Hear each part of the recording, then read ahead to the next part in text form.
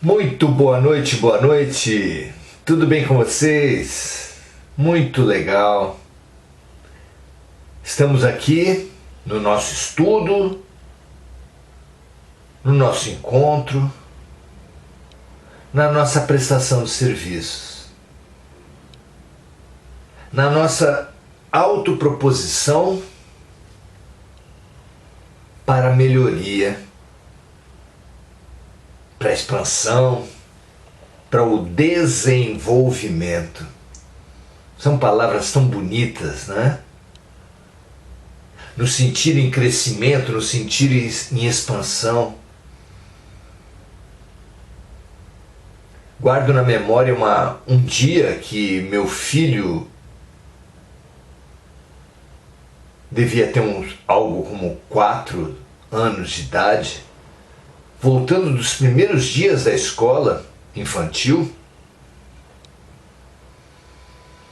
Ele veio todo empolgado, olho brilhante, falando assim: pai, olha o que eu aprendi hoje.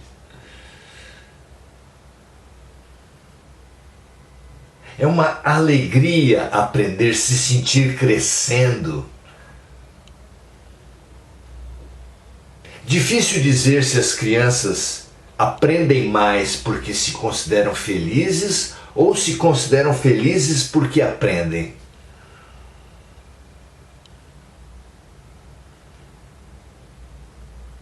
O fato é que o aprendizado gera felicidade, sem dúvida nenhuma. Então, sejamos felizes aprendendo e servindo, porque também ser útil é uma alegria. E aqui estamos juntando a alegria do aprendizado com a alegria de ser útil. Sejamos felizes da felicidade espiritual, muito diferente dessa felicidade dos sentidos, dos prazeres, da felicidade dos poderes. Essa felicidade espiritual precisa ser valorizada, buscada permanentemente. Parabéns a todos nós por estar nos buscando. Que assim permaneça. Hoje vamos seguir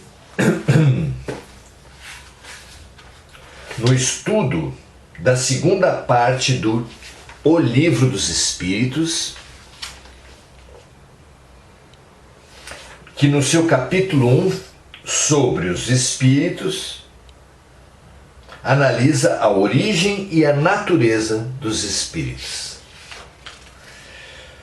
As questões hoje que estudaremos vão de 79 a 81. A 79 diz assim: o universo, isso foi revelado aqui mesmo nas perguntas anteriores pelos espíritos, o universo possui 2 elementos gerais, o elemento inteligente e o elemento material. Podemos dizer que os espíritos são formados pelo elemento inteligente e os corpos inertes pelo elemento material?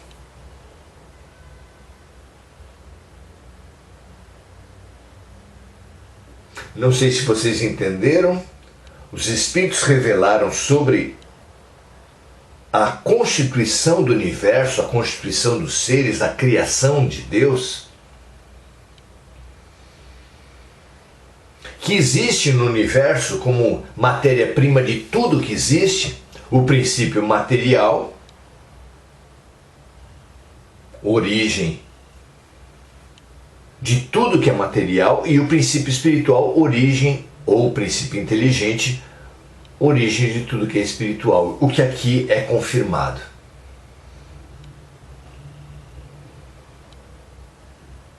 Os espíritos são a individualização do princípio inteligente, assim como os corpos são a individualização do princípio material. A época e a maneira com que essa formação ocorreu é que são desconhecidos. Em diversos momentos desse capítulo nós vamos nos deparar com essa limitação do nosso aprendizado, que, como nós colocamos ontem e antes em outros momentos, não se trata de uma proibição ou de um dogma, mas simplesmente de uma incapacidade para entendermos a origem das coisas, a natureza de Deus, entre outros temas. A forma concreta através da qual os espíritos se formam, e isso é alertado por diversas vezes, ainda estão encobertas para o nosso estágio de desenvolvimento, para o nosso estágio de evolução. Fácil entendermos isso, os temas típicos da faculdade não podem ser ensinados a uma criança das primeiras séries. Não é?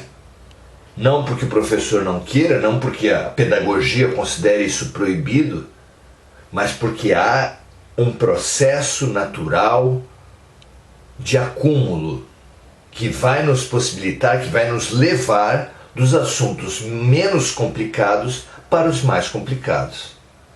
Só pode ser assim, é claro que é assim no ambiente de trabalho, é assim no ambiente escolar, é assim no ambiente familiar e em todos os outros momentos e ambientes que geram um processo de aprendizado.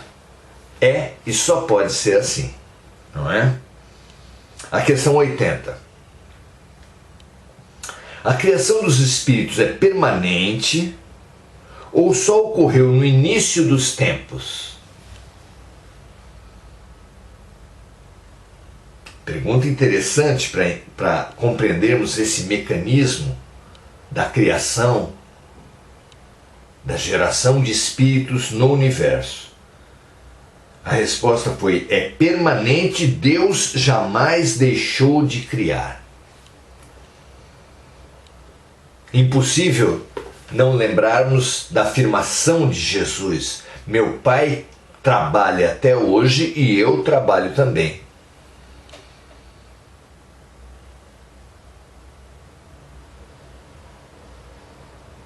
Ao contrário das criações humanas, das criações teológicas,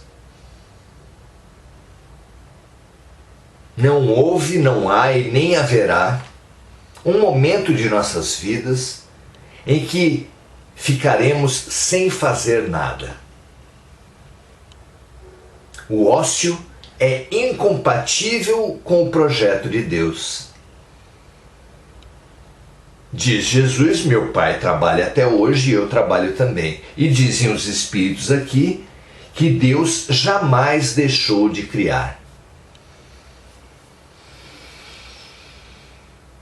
Muito interessante entendermos que nem o trabalho é uma punição, como se dá a entender na Gênese bíblica, onde após o descumprimento do mandamento de Deus por Adão e Eva, lhes é dito como condenação por Deus: do suor do teu rosto comerás o teu pão.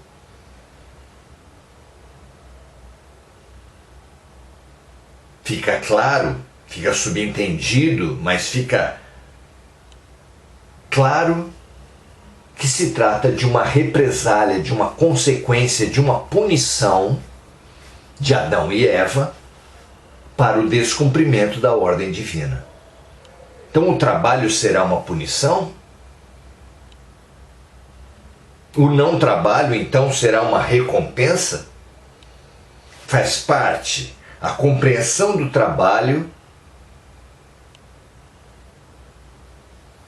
fica clara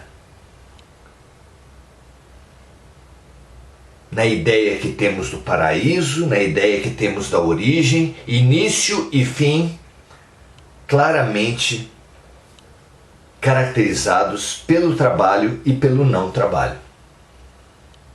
quando as pessoas leem o fabuloso livro Nosso Lar, de autoria de André Luiz e psicografia de Chico Xavier, muitas pessoas se decepcionam ao compreender que mesmo nas instâncias relativamente elevadas do mundo espiritual, como é o caso de Nosso Lar, o trabalho ainda será preponderante.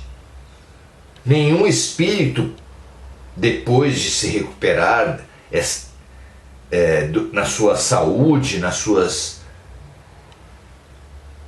chegada da Terra, nenhum espírito ficará inerte, ficará ocioso, ficará sem fazer nada, como naquelas nuvenzinhas povoadas de anjinhos, que é como é descrito o paraíso. Claro que não. Essa concepção do não trabalho como um prêmio se estabelece, se estende para diversos campos da vida, onde nós supomos aquelas pessoas que nasceram em berço de ouro, que nunca precisaram trabalhar, como privilegiadas.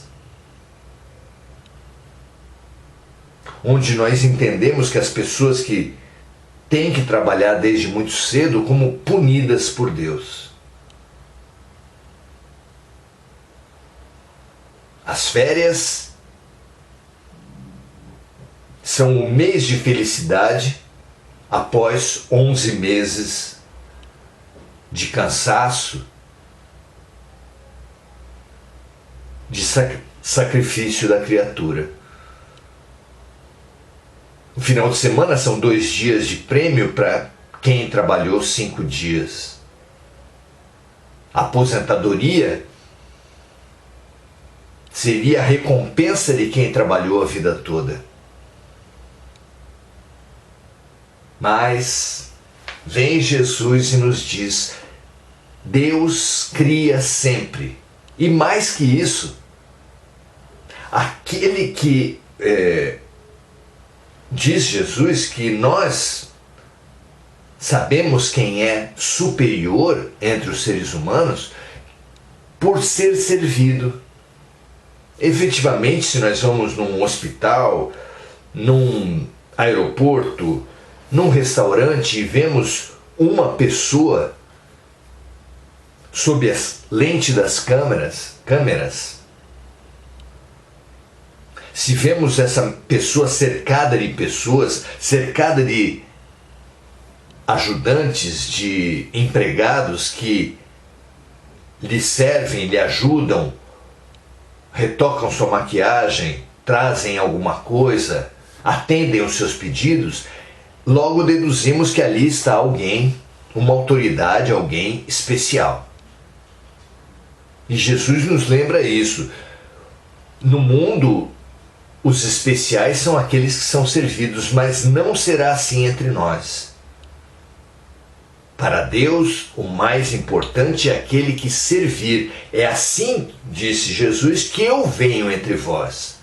Quando ele precisou, na última ceia, de imprimir uma marca no coração e na mente dos discípulos sobre o princípio fundamental de crescimento, de elevação, de salvação, ele se ajoelhou, tomou uma bacia, uma toalha e foi lavando os pés deles um por um, para deixar a marca do serviço. O maior entre vocês será aquele que mais servir. Serviço, trabalho, fazer aos outros o que nós entendemos, o que nós gostaríamos que os outros nos fizessem. O tempo todo Jesus ressalta a importância do trabalho.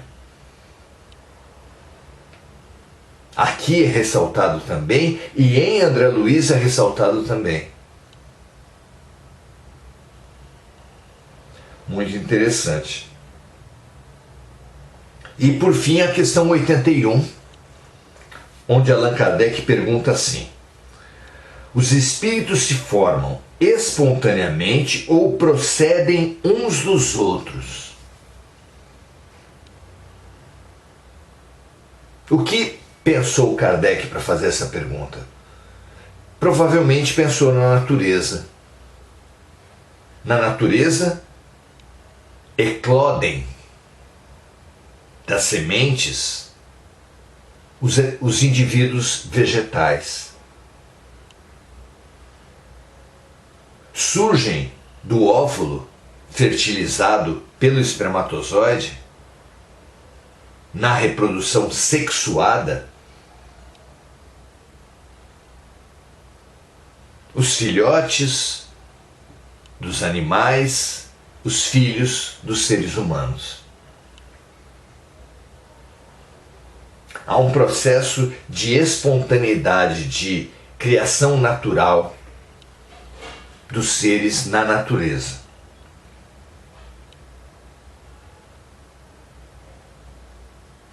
E há um processo de geração de um indivíduo produzir outro.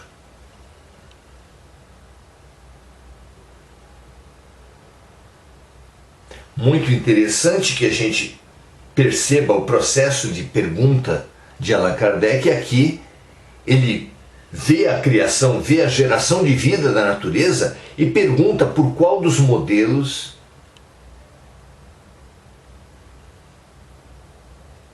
ocorre a criação dos espíritos. E a resposta vem da seguinte forma: Deus cria os espíritos assim como cria todas as outras criaturas, pela sua vontade. Mas, repetimos, a origem deles é um mistério.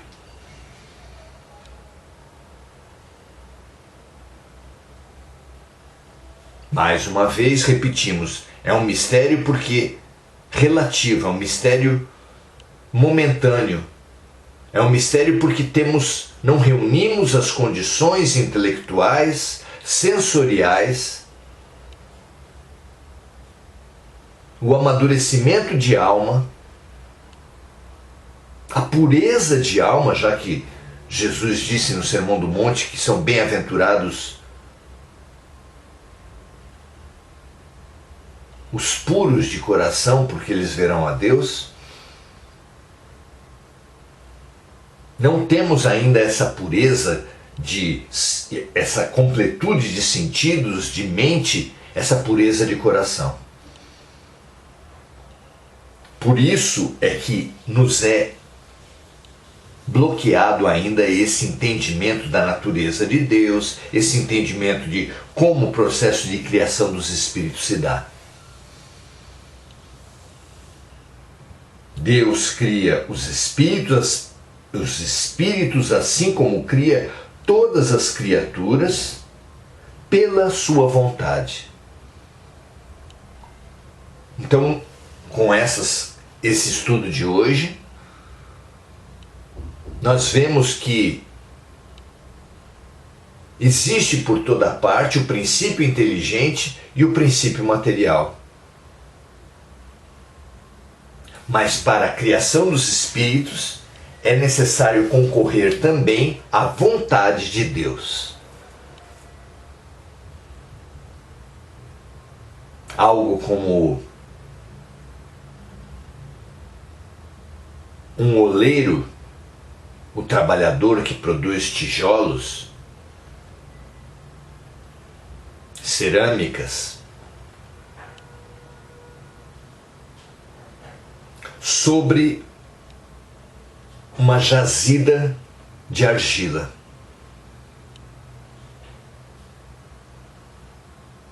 O que é necessário para surgir um tijolo? O que é necessário para sair um pote de barro? A argila. Mas é suficiente a argila? Claro que não. É necessária a vontade, a ação, a intervenção do oleiro sobre a argila. Nas respostas de hoje nós vimos que, sim,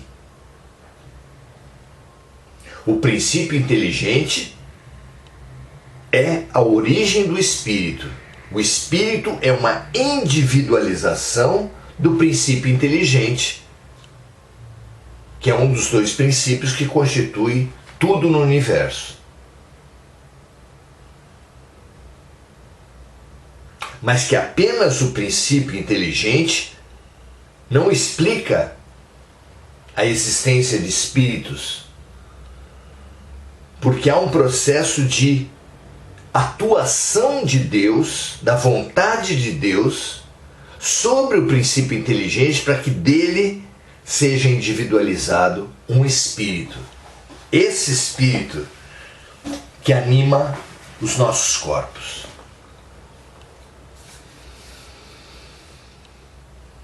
É claramente compreensível esse processo,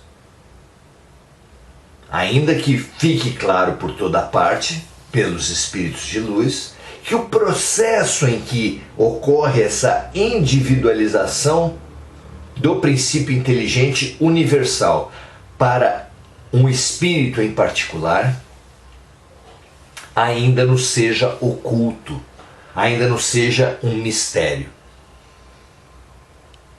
O fato de não poder conhecer tudo nos tira a